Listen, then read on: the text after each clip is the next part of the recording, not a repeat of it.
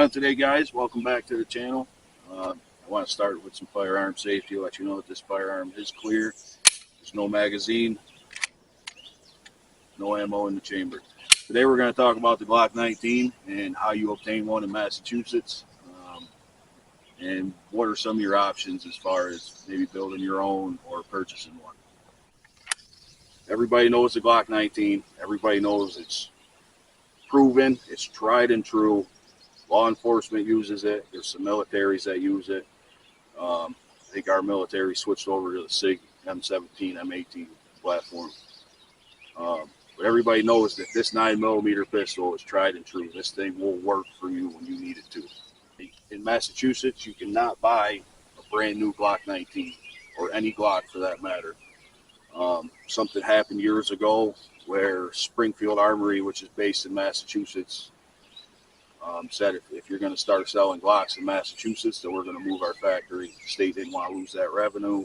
So here we are with a ban that says only law enforcement can own brand new Glock 19s or 17s, whatever type of Glock it is.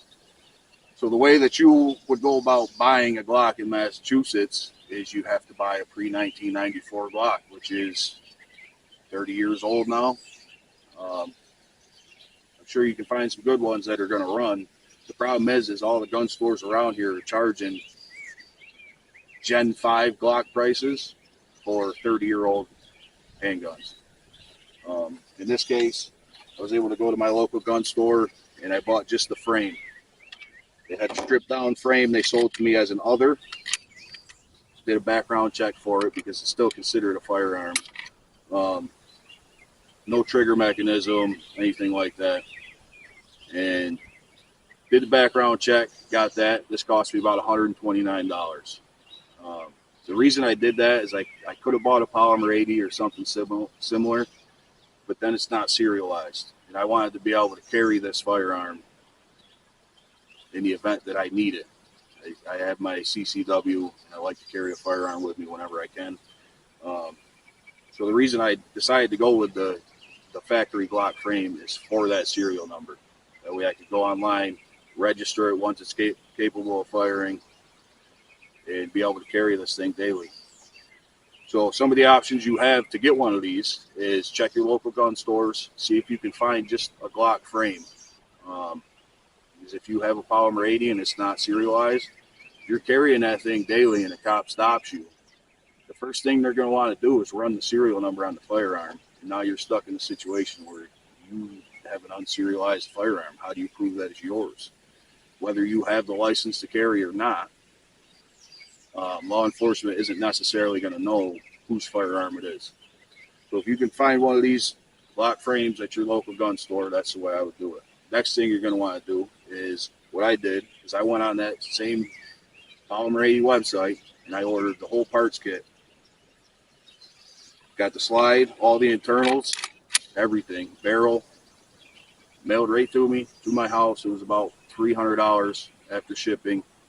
Got it from the mailman, assembled it myself, went online, registered this as a firearm because it was sold to me as an other.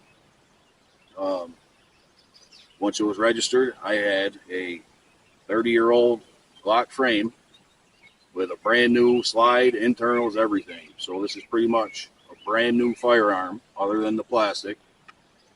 And it came in lower than the price point of a 30-year-old Gen 3 Glock that they're selling at the local firearm store. So that's one way to get your hands on a Glock in Massachusetts. Yeah, so I hope you guys liked the video.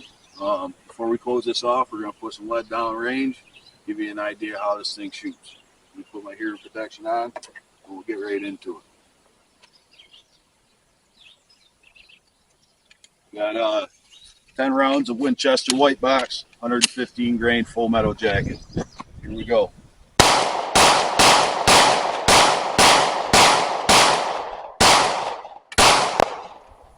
Clear.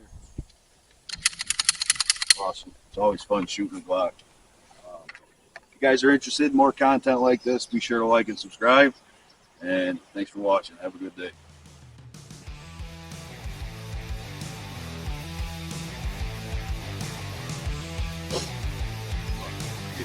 We're gonna have to have a fucking blooper reel after this. Yeah.